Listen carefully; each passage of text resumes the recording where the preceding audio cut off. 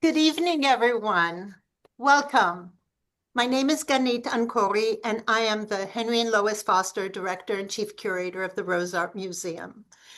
I am thrilled to welcome you to tonight's program featuring the pioneering feminist artist, the most inspiring Judy Chicago.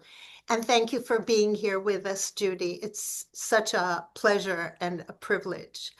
Thank Uh, you, we're Ganit. we're incredibly privileged at the Rose to have Judy Chicago's iconic Birth Trinity from the mid 80s as part of the Rose Art Museum's permanent collection.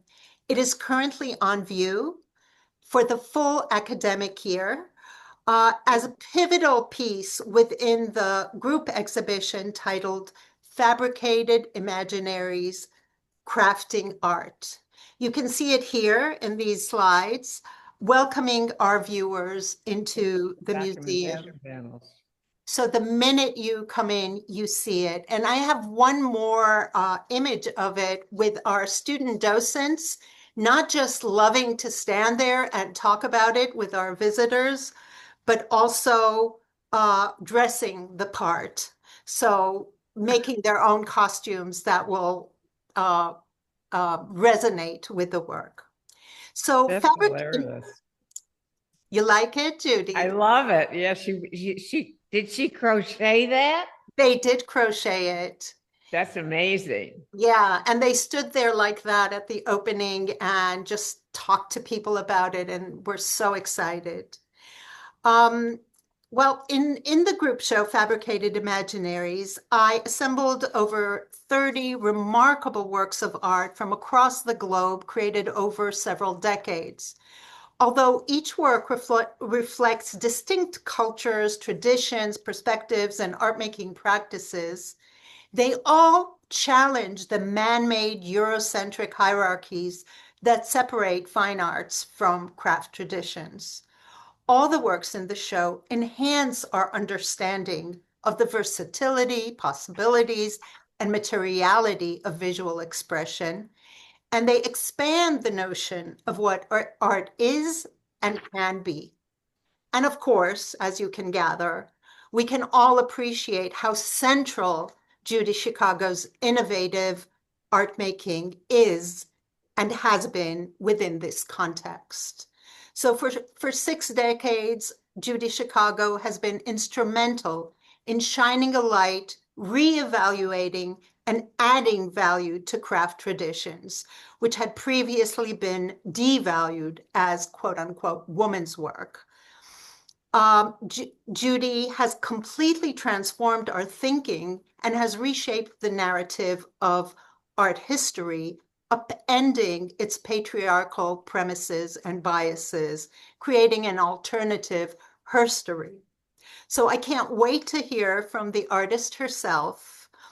And I am so honored to invite my friend and colleague, Catherine Morris, to engage in conversation with Judy.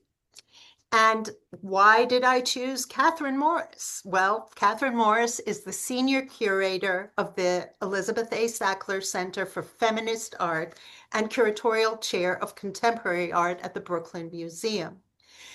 Uh, there, she gets to see the dinner party every single day. How lucky is she? Catherine has curated and co-curated numerous exhibitions, including Everyday Rebellions, Collection Conversations, Elizabeth Catlett, a revolutionary artist, and all that it implies. Wonderful show for the late Nona Faustin, White Shoes, Lorraine O'Grady's Both and. We Wanted a Revolution, Black Radical Women, groundbreaking Judith Scott, Bound and Unbound, really introducing disability studies and self-taught artists to the museum world, and materializing 6 years, Lucy R. Lepard and the emergence of conceptual art. This, you must understand, is a partial list because Catherine has also worked on exhibitions and curatorial projects with many artists, including Eva Hesse, Frida Kahlo. I had the pleasure of working with Catherine on that one, Marilyn Minter, Zanel Muholi, Lorna Simpson, Kiki Smith, Cecilia Vicuña, and many others. I could go on, but I know that you're here to hear from Catherine and Judy. So I pass this on to you, Catherine, to introduce the iconic Judy Chicago. Thank you, Ganit. It's such a pleasure to be here. And such a pleasure to have this opportunity to talk with Judy. We have known each other now for over almost 20 years and have had different opportunities to have conversations, but this is a really lovely one. So I'm really grateful to Ganit and to Madeleine Delphi Delpha from the Rose who have made this possible. I also want to obviously shout out Apollo and Megan in Judy's studio, and of course, Donald Woodman, all of whom are really the brains behind putting this presentation together. So thanks very much. Hi, Judy. Hi, Catherine. Nice to see you. And hi to all the people watching. Ganit told us there's 2,000 people on the Zoom, which is a lot of people. So hi. Judy, I thought about that when I was beginning to prepare my notes. I know that when we're in person and we've been at the museum or at other places and doing talks, you have this amazing, because you are an educator at heart in so many ways, you have this amazing way of engaging almost everybody present, asking them to introduce themselves and to maybe say something about why they're there. I don't think we have time to do 2,000 of those introductions. But I do think it's a wonderful way into this conversation, because what it speaks to is the ways in which you have always, I think, intuitively, I would guess, but maybe not, thought about how to bring people into the conversations that you are driving and thinking about and really framing both materially and conceptually and educationally. And that is why we wanted to start this conversation with the dinner party, not only, but partially because we at the Brooklyn Museum are the incredibly proud shepherds of this work. It has been on permanent view at the Brooklyn Museum since 2007, when the Elizabeth A. Sackler Center for Feminist Art opened. We're going to be having our 20th anniversary next year, which is sort of hard to believe, almost as hard to believe as the dinner party celebrating its 50th anniversary the year after.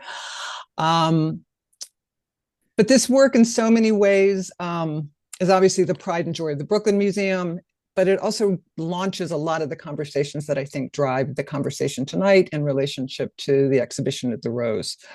Obviously, art historically, so many things begin with the dinner party. But in this conversation, I think we'll focus on several of the driving aspects of your practice that we can trace to the Birth Project, and that we can still see today in your recent participatory quilt project, What If Women Ruled the World? Towards that, these things include your creative brilliance in utilizing and adapting forms of creativity that, as Ganit just said, were long relegated to the disparaging categories of the domestic or craft forms, bringing those into institutions like the Brooklyn Museum on par with all of that bronze and marble.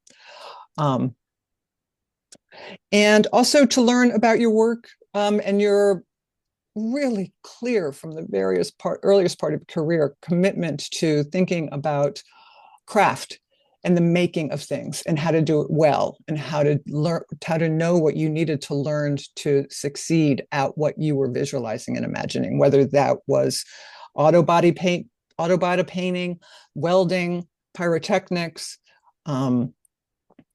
craft work, which is what we're going to talk about tonight. So I really just wanted to begin by asking you to just tell us about your project, your process of imagining and creating the runners for the dinner party, which are the craft-based, fabric-based works that mark each of the place settings of the 33 personages represented on the dinner party. 39, Catherine, 39. What did I say? 33. I want to talk about how it happened that I, who can neither stitch nor sew, ended up becoming so knowledgeable about the history of needlework and have designed so much for needlework. I had an aesthetic problem once I conceptualized the long tables of the dinner party with the plates on the tables, okay? And of course, you know, I'm a middle-class Jewish girl, so I know you have to have a tablecloth if you have plates on a table. And so my first idea, before anybody was working with me, when I was still all by myself with my paintbrush, thinking I was going to tell the history of women in Western civilization all by myself, which became this huge joke in the dinner party studio. Anyway, so here I have 39 plates on these long white tablecloths. Well, that's not possible visually. The tables were 48 feet long. So first I thought I would embroider a line of writing around each plate, identifying the women, because I'd been doing that. I'd already started using script, like around the great ladies. So I got myself a Bernina embroidery machine, and I was trying to learn how to use it. Another dinner party joke. Yes, Judy thought she was going to turn a 48-foot tablecloth around in a circle 13 times and embroider. Ha, ha, ha. That's how much I knew. So then I had this problem about what I was going to do. By then, a woman named Susan Hill had come to work with me. She had read my first book, Through the Flower, and when I interviewed her, I asked her what her skills were, and I asked her if she knew anything about needlework, and she said, no, but my whole family, they all were needleworkers. I think we have an image of her if we go to the next slide. Yes, we do have an image. That's Susan in the front. Anyway, I said, okay, you're going to be head of needlework. So she thought she should learn something. So she enrolled in an ecclesiastical embroidery class. And this is Susan at the class. I didn't know anything about ecclesiastical embroidery because we don't have vestments like that in Judaism.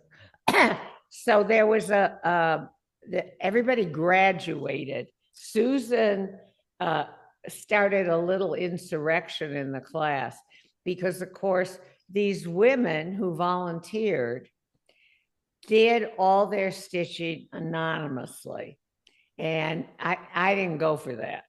And Susan tried to get them to write their names on a slip of paper and pin them to the vestments, but that was as much as she could get them to do. We really wanted them to embroider their names, but the priest would never hear of that. So anyway, we go to the graduation class and I see these vestments and I saw a runner, an embroidered runner. And I'm like, yes, a runner goes over the table and it would be perfect. Sorry, I have allergies. We have early allergy season in New Mexico. Anyhow, that was the origin of the runners, which when I first started, let's see, what's the next slide? The next slide is one of the Millennium Corners. Can I just ask you, say though, what? On that last slide that we just had with you holding the runner?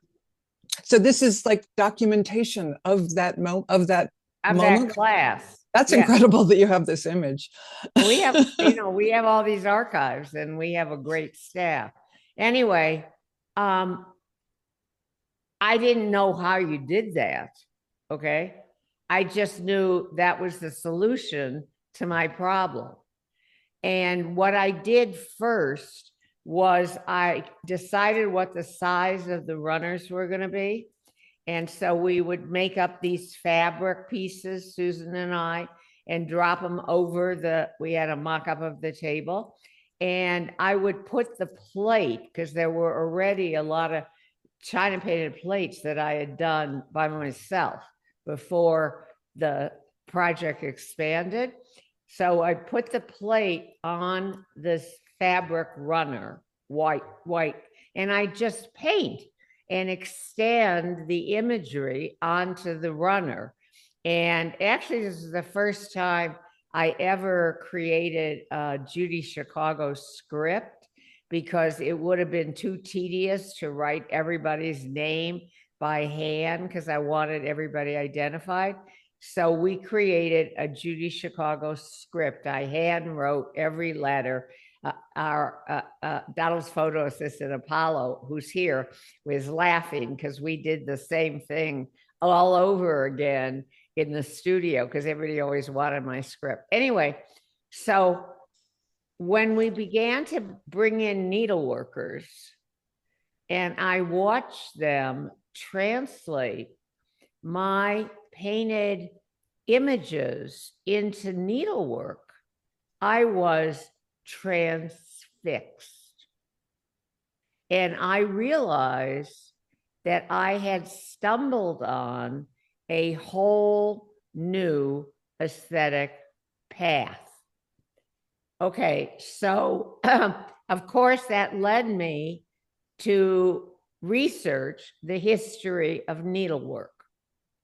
And one of the things I discovered was the history of needlework paralleled exactly the history I had pieced together in my research that was the underpinnings of the dinner party.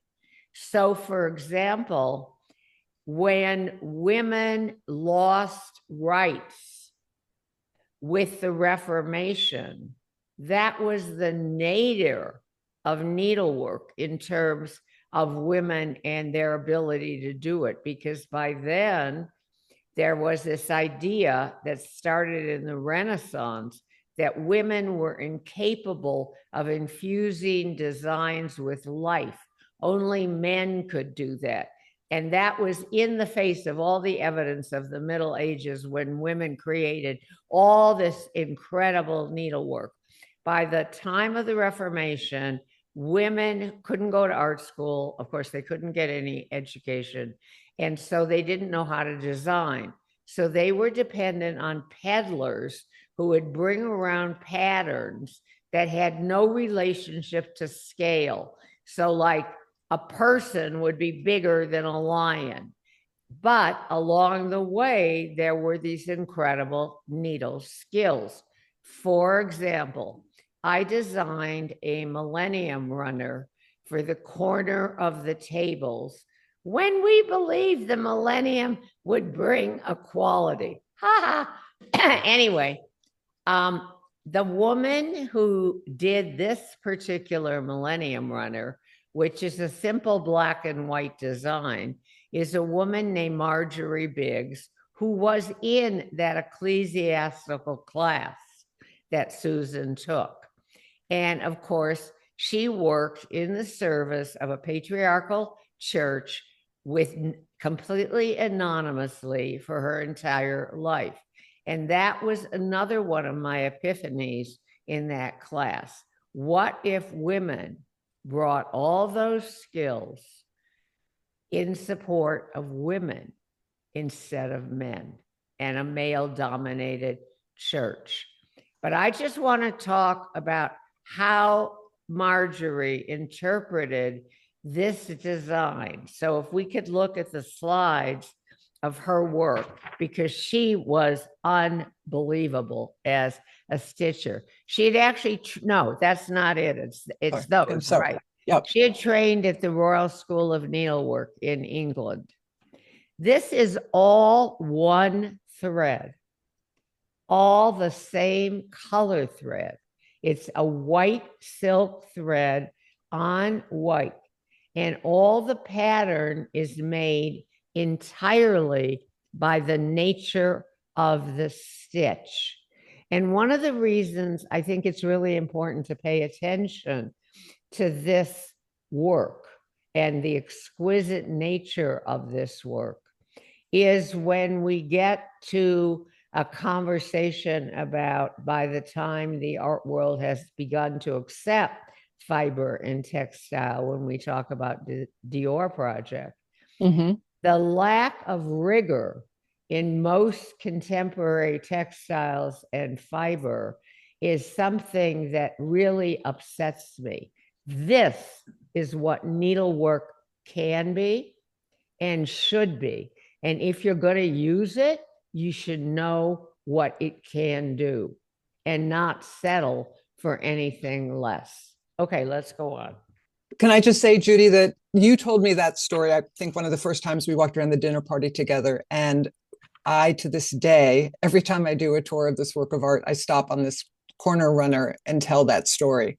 And people are, it's always such a pleasure to see people understand what you just said and to understand the incredible dexterity and skill that's just visible here in a way that this woman before this piece never really was acknowledged for. So I think it's a beautiful kind of testament and a great story for introducing that idea. I mean, she ended up doing 3 pieces for the dinner party, which I am eternally grateful for because of the level of her stitching and the fact that her participation in a way established a standard that the other needleworkers had to reach.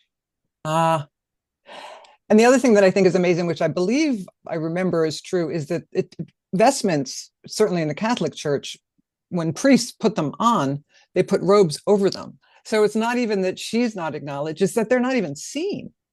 All of the time and effort that it goes into the making of something like this for an object that is spiritual, but is never seen by anybody, but maybe the priest before he puts a robe over it. Well, that's very interesting, Catherine, because along the way, I think it was at the Skirball Museum or before it moved into its new quarters, I knew the director and I visited there because they had a lot of ecclesiastical garments for some reason, even though the Skirball is a Jewish institution. But anyway, I remember they showed me this bishop's glove. You know, it was all stitched and adorned with gems, and they actually let me put it on. It was the most unbelievable experience. I felt like my hand was levitating with power. And I realized that all this human labor transmits importance. Yep. Very interesting. And also what you were just saying about the history of this turning of this millennial corner and the implications it has for women and their work and their creativity. In my mind, I was thinking leads directly in many ways to the drivers for the Birth Project, for women as creative beings in the most essential sense. So, well, when we get to the Birth Project, we can go back to that issue about importance. Remind me, because okay, it was something I learned from Massimiliano Gioni's show, The Great Mother. Something really important. Okay, yeah. Let's go on. Okay. Well, we have Anne Hutchins up next as an example of a runner, but we could talk for hours and hours. So this is one of my favorite runners. I always get asked that question when I give tours, what's your favorite? And I have to say Anne Hutchinson remains, I think, so incredibly touching to me and beautiful. And maybe you could tell us a bit about this technique of morning pictures. Well, I hope everybody knows who Anne Hutchinson was. She was a religious leader, again, at a time when women were expected to be silent. And she organized discussions among women after sermon discussions. She was basically excommunicated. She and her family were sent out of, I guess, the Massachusetts Bay Colony, consigned to the outskirts of civilization, where they were unfortunately murdered. Anyway. And the outskirts of civilization, I'll just add, because I'm sitting here in Brooklyn, was the Bronx. And That's That funny. is, and anybody who drives in and out of New York and knows the Hutchinson River Parkway, it's named for her. Oh, I didn't know that. That's a good little piece of history. Anyway, I was at this point, this is the nadir of women's history, this corner with Anna von Sherman and Anne Hutchinson. And I thought a morning picture would be appropriate. Mourning the loss of women's power with the Reformation and actually the French Revolution too. Anyhow, could we go forward one Yes. slide to show the mourning? This is a traditional mourning picture. And they were very popular in America. And at first, when George Washington died, but then they were adopted and used to grieve family members. So the first thing I did was project a close-up of the stitching in the tree. There were certain elements in the mourning pictures that were always the same. A weeping willow, a weeping woman, an urn. Anyway, I saw that all the stitching went downward. And so now we could go back. When I designed, actually, we could go to the next one because you can still sort of see her working. Okay. All right, we can go. This is the needlework loft in the dinner party studio. And there's Susan Hill bossing everybody around. She was the needlework supervisor in all sense of the word. Anyway, you can see the stitching. We're looking at it upside down, but you can see the stitching all goes vertically. And you can see the weeping women and the urn and the grisé colors to emphasize the sense of mourning. So, okay, we started out with me and the Bernina embroidery machine idea. And by the time we finished the dinner party, we hear this story about 400 people worked on the dinner party, not all at once. There was mostly a core group of 20 to 25, but there were a lot of needleworkers because needlework is really slow.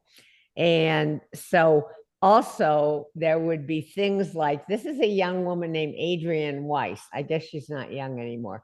She was a young artist who came and worked.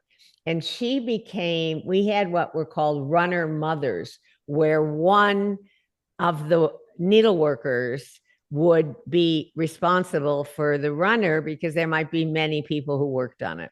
Okay, so Adrienne was in charge of the Mary Wollstonecraft runner, which was done in stump work, which was an absolutely kitschy technique. I can still remember Susan and I were looking at one and she saw me looking at it and she's like, no, Judy, no, you can't. But I thought it would be perfect because it has all these little crocheted butterflies and it creates a really trivializing environment for the great Mary Wollstonecraft. Anyway. And then on the back, you have her in her deathbed. So it's also the irony of all of that. Yeah, the first birth image I ever did. But anyhow, so Adrienne, anybody who came to the studio, because we had a lot of visitors, and Adrienne would say, can you do needlework? And they'd say, yeah, I can crochet a little, I can knit a little. And she'd say, would you make some crocheted fruit for the Mary Wollstonecraft runner? And so like all these people live somewhere else. So Adrienne was always getting little envelopes from all over the country full of little needlework pieces.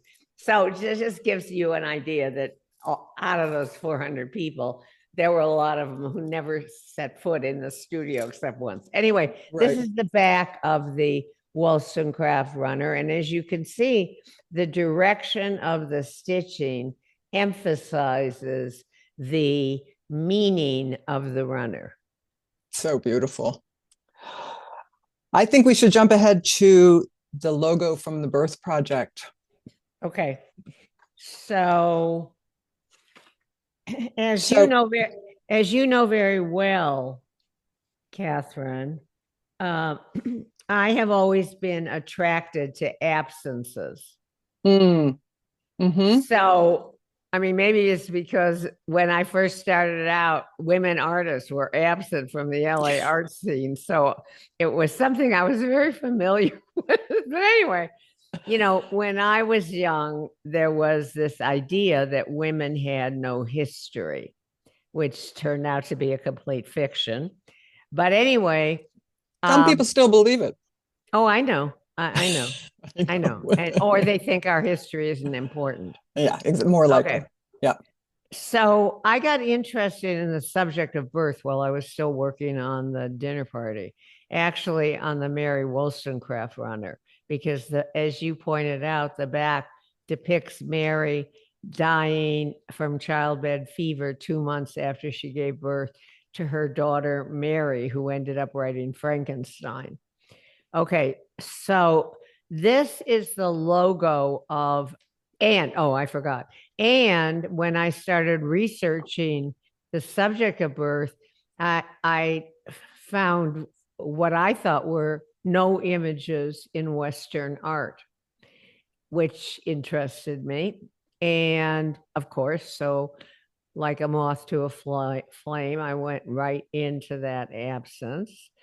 But art usually grows out of art.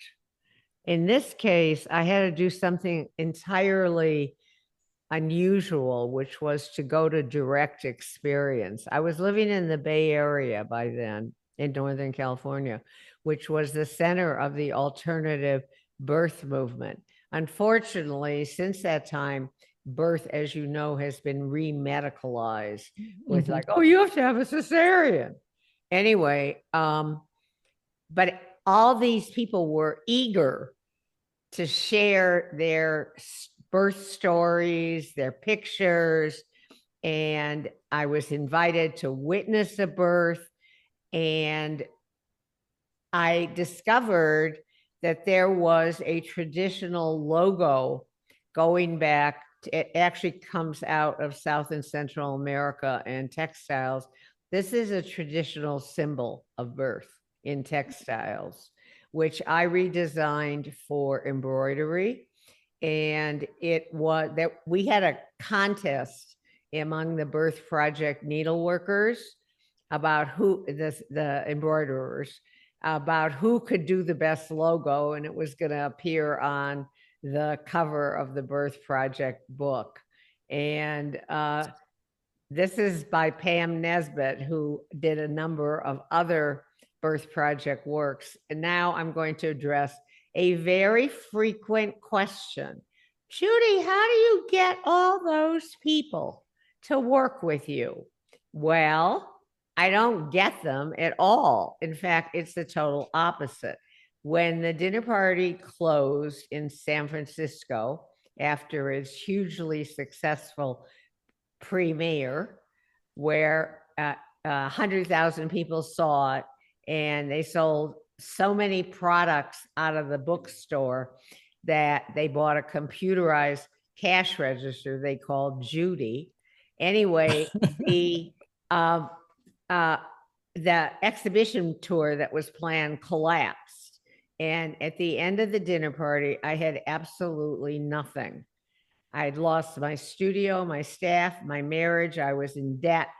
All I had was a burning desire to make art on the subject of birth. And I began to get letters from needleworkers who had seen the dinner party, who said, if you ever do another project, I want to volunteer. In fact, we got so many letters that I designed a simple sampler that when somebody wrote, they could get this design and they would then show me what their needle skills were. I also learned from that whether they had a good color sense or not, and that would determine how much direction I would give them on color. So this is a sample that was sent and submitted. And then based on the techniques that came in on the sample, I would then design for that person's skill, which is actually how, when we talk about the Philly crochet, we get to that. Okay. All right. So, okay. Yeah, right. That'll just reminded me, I wanted to raise something about Massimiliano Gioni's show, who's the curator at the new museum, which is about to reopen, and who did my fantastic show. I mean, his fantastic show. Anyway, Yours, what? both of yours. Yeah. Anyway, many years after I did the Birth Project, in 2015, Donald and I went to Milan to see Massimiliano's show, The Great Mother, which was absolutely mind-boggling. It was the first show on the subject of birth and motherhood in contemporary art. And it turned out that the idea that there were no images of birth in Western contemporary art, this, when I started the Birth Project, was before Frida Kahlo was known. And so her work, My Birth, was not known.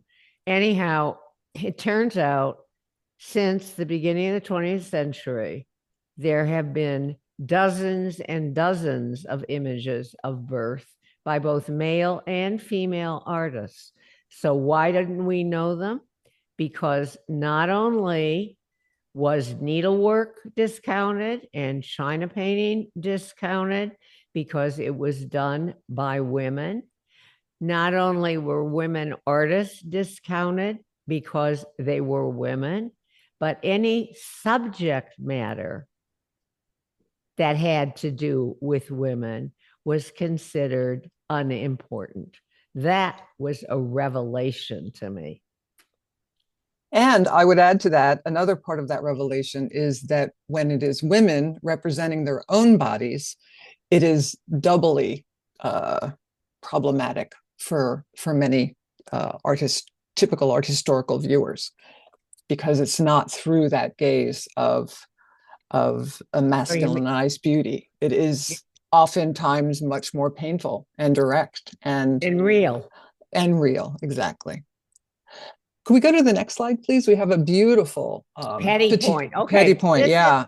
Okay, now one of the things about this is that this is the same basic pattern, because I started out with the idea, since I was having so much trouble with the distribution system, the art distribution system in relationship to the dinner party, you know, became the piece everybody wanted to see and nobody would show, that I conceived the Birth Project completely differently. I thought I had seen a show of quilts in a small town in New Mexico, and they were just hanging on clotheslines. So I'm like, that's what I'll do. I'll make images of birth, and I'll take one image, I'll do it in different techniques and different scales, and they can just be hung on clotheslines. They can appear all over America, and the museums can't stop them. Okay, that worked for a little while. But anyway, I did do patterns. If you go back to the last image, you'll see this is actually the same image in a different technique, in a different scale as in the next image, which is petty point. And what happened was, as the project developed, the pieces got better. And number one, that meant they couldn't go on clotheslines.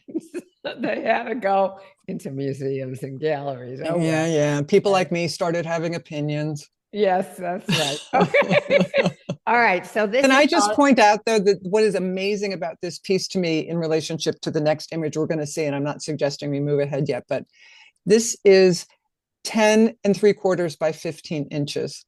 This is not large, but in this image and looking at it on this scale on the screen, it looks like it could be virtually any size. And I think that it looks like it could be huge. And I think part of that speaks to what petty point is, and probably why you were interested in having that technique, that it is so fine. Yeah, you know, the stupidest question I ever got around Okay. hope I didn't ask it. No, Catherine, then nothing to do with you. You've never asked a stupid question. You know, petty point and needlepoint are done on a gridded canvas. Okay. And like the next image we're going to see, the grid is very big. This is 14 feet long. Exactly. And it has a very big grid and it's stitched with wool. Okay, like thick wool. The last image is the holes are really tiny. Okay, so like needlepoint canvas comes in all different sizes. The stupidest question I ever got was, how do you get all these people to put holes in the canvas?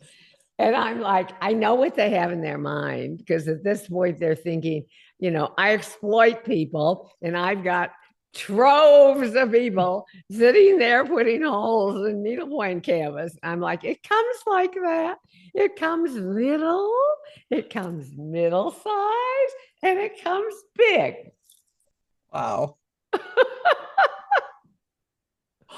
But I think that these two images show that so wonderfully to a viewer like me, who is by no means an expert in any kind of embroidery or needlework at all. So I love this juxtaposition.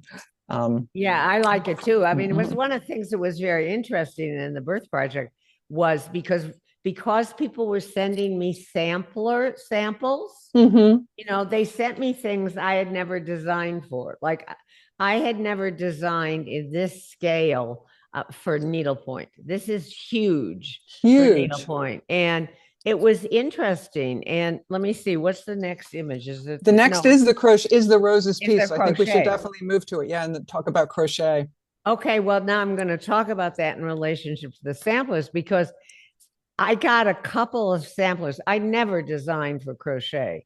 Mostly in the dinner party was like weaving, embroidery, some needlepoint, a little petty point, but there were a lot of techniques I never had designed for before when samplers would appear, like a macrame. Well, that was interesting. It was a challenge. Or crochet and Philly crochet. Now, you know, this is mostly used in a totally domestic setting. And there are two Philly crochet pieces in the Birth Project. The one is 22 feet long and not as fine as this, because it can be done again in various scales. It has to do with the, you know, like on that outfit that woman was wearing, who was, you know, that's quite large, the scale of that. So Martha Waterman submitted a Philly crochet pattern that was fine. And the other person, her name was Dolly Kaminsky. And go back a minute. Anyway, go back. Thanks. She submitted a sample in crochet. And then when I sent her a pattern, it was like 8 feet long. And she called me up when people called up instead of emails. And she said, Judy, because then she showed me different translations of how the pattern could be translated into Philly crochet. And I picked one of them, one grid. And she said, Judy, it's going to be a lot bigger than you thought. And I said, how much bigger, Dolly?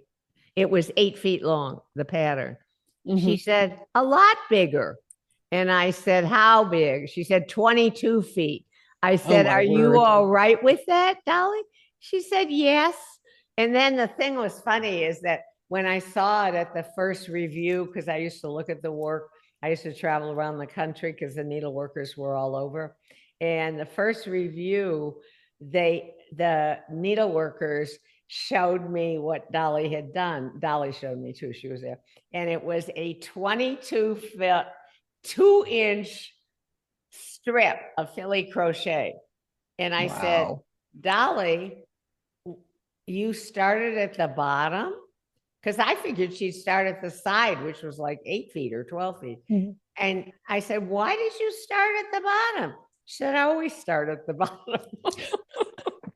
But anyway, Marty Waterman's crochet was much finer, is much finer. And it's one of the reasons I did it in white, was because it needed to be very delicate. So then we should go to the next image, I think. So yeah, now we'll see Mhm. Marty. That's Marty crocheting. And you can see it's on her lap. Mm-hmm. And I guess her family she must have learned to crochet from her mother and her grandmother. I think Of that's course. what that picture is. Yeah. Yeah. And then we have true details of the piece as well. Well, the jagged line that comes from the grid. And then, what it gave rise to, you get a jagged line in Aubusson tapestry, which I used in the dinner party. Mm-hmm. And you get a jagged line in needlepoint, and you get a jagged line in crochet. And you know what it led to? Critics saying I couldn't draw. That really killed me, because drawing is like breathing to me. And I started drawing when I was 3 years old. But I just don't even have words for that. What can That's I just, say? yeah. The next image, I think, shows that a bit even more closely, the ways in which the technical detail is so extraordinary. Grid. You can see the grid. She used a very fine thread. That's why it's got that incredible openness. Mm-hmm. It's exquisite, her crochet. I'm wondering just if you could briefly, Judy, seeing the work sort of realized in needlework first and then seeing it in crochet, I'm just wondering if you could say a few words maybe about what crochet brings to it for you as an independent piece from the other one. I'm sorry, I didn't understand your question. I'm just wondering what the difference between the two medias, what they add, why the crochet one feels so additive to the Birth Trinity, but it also it's such an unusual work. Oh, you mean in terms of the different translation? Because yeah, Ganit was in front of a different rendition and scale of the Birth Trinity. But actually, one of the things this illustrates, I'm about to open a show in Venice called The Materiality of Judy Chicago. And it's curated by somebody who's worked with me for a long time. And one of the things I've talked about a lot is that different materials allow different forms of expression. Mm-hmm. So, for example, crochet speaks about openness, vulnerability, fragility. It's actually quite strong, but it doesn't look like that, okay? Whereas needlepoint speaks to, like that big needlepoint I was talking about, the 14-foot Birth Trinity, that has heft, and it speaks about strength, and it conveys the idea of the birth experience as a very strong and powerful and primal experience. Whereas crochet conveys a different aspect, one that is much more frail, delicate, vulnerable, and so those are the kinds of things that materials allow. Yep. That's so interesting. And there's something about crochet that has resilience because it stretches so much, and it feels less formal, more domestic in a way. So I think that's a lovely. Well, that's funny about Billy Crochet, because it was used for doilies, basically. Yeah, exactly. Most of us know it from our grandmother's something. I'm wondering how we're doing for time. We're very tight, but it will allow us to talk briefly about my 5-year collaboration with Dior, which was the greatest creative experience I've ever had. It was just unbelievable. This is the female divine. It's a 250-foot figure, goddess figure, that was erected behind the Rodin Museum, which I love because that's a paean to masculinity. And inside, I did it for Maria Grazia Chiuri's 2020 couture show. And inside the body of the goddess, let's have the next image. Can we have the next? Yeah, okay. Inside the body of the goddess were a series of banners that raised 10 questions around the central question, what if women ruled the world? And they were in both English and French. And the catwalk was a 225-foot carpet, which we have no details, but I'll explain it. And one of the things that's suddenly begun to be evident in my work is a circling back to ideas that had more potential when I first came up with them than I either could realize because of I didn't have support or because I wasn't confident enough. And that's been happening because you're going to see the evolution of this particular project, which also speaks to both collaboration and how my collaborations have expanded across the globe. And also the fact that my projects end up taking on a life of their own, wherein my relationship to them is they just have their own trajectory. And I'm like, wait for me. I mean, that's happened with this project. This project started in China in 2002 as part of a project called the Great March, Long March. It was curated by a wonderful curator named Lu Ji, and it followed Mao's trajectory. And he and his co-curator established exhibitions and programs and performances all along Mao's march. And I was invited to work in Lugu Lake, which was in the Tibetan Plain, and it is the site of the only matriarchal society remaining on Earth. This is fantastic. This is just a little side thing. Okay, they don't have marriage. The families are grandmother, mother, daughter, and they have what's called the visit, conjugal relations. Oh. The woman chooses a man at the fire dances, and then there's a room in the house that's set aside for the visits. And get this, Catherine, did I ever tell you this? No. If the man doesn't please the woman in the morning, he finds a pair of shoes or a piece of clothing outside the house that are too small.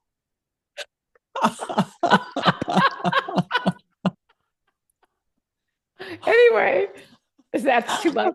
That is very funny. Okay, it's better than biting his head off, which has been known to happen in some matriarchal cultures. Yes. Anyway, so at any rate, I invited women artists in China to answer with me the questions I raised around what if women ruled the world, which was very interesting because they couldn't imagine it. But anyway, 11 questions. 11 questions. 35 women artists participated. We took over the town. We did performances. Fast forward with Maria Grazia, I revisited and developed these questions and this whole concept. And Dior supports a school for needlework for women in Mumbai. And in India, men are the major needleworkers. So this allows women to develop financial independence. So now imagine, starting with a dinner party in Santa Monica, now I'm doing a global collaboration from our little town in Berlin, New Mexico, to Paris, where Dior is, to India. And then, because these banners are all applique and embroidery, and they were done by these young women at this school for needlework. Now let's move to the next slide. Mhm. Working with a New York-based organization, Web3 organization that supports artists' cultural activities, we turned that project into this huge digital and analog quilt project that allows people, it's traveled all over the world to 11 countries with a recording booth where people are invited to participate in a global dialogue about what if women ruled the world. This is its last stop at the Delhi Art Fair, which means it went all around the world. The questions have been translated into multiple answers, and it's what you talked about, my inviting people to participate in dialogue and to become empowered through art. And you may feel sometimes like you're running behind going, wait for me, but they all have a remarkable consistency of vision and of material qualities and of formal priorities that are always clearly Judy Chicago. Thank you, Judy. Thank you, Catherine. Thank you, Ganit. So I just want to say brava. Thank you so much to both of you. Judy, I said you were inspiring, and you remain incredibly inspiring. I wonder if we have like some questions from the audience. Can we ask one question maybe, or should we just wrap it up? Okay, one question. One question. So there was a question about the triangle as a symbol that reappears throughout your art. It's a focused question, so I can ask it, and maybe you can give us a response. Well, it's interesting. The triangle has both absolutely positive and absolutely negative implications. It's traditionally a symbol of the goddess, which is why I had used a triangular table in the dinner party. It's Right. also inverted. It's the symbol of the Holocaust, because Hitler insisted everybody who was imprisoned in his concentration camps wear a different color triangle to demark what was considered their crimes against the Reich. So the triangle has both just like human beings, the potential for good and the potential for evil. And I want to thank everybody who has signed up. I feel somewhat overwhelmed that so many of you signed up. Thank you. Well, thank you very much. Thanks everyone for joining us. Please come to the Rose Art Museum. The exhibition is up until May 31st. So you have a chance to see the wonderful Birth Trinity in person, along with other artworks that follow in Judy's footsteps and revalue craft traditions and retell the human story from a female-centric perspective. Thank you, Judy. Thank you. And bye. Thank you, Judy. Nice to see you, Catherine. Always fun to talk to you. I'll see you next month. Exactly. We'll see you soon, Ganit. Thanks, everybody. Thank you. Bye. Thank you.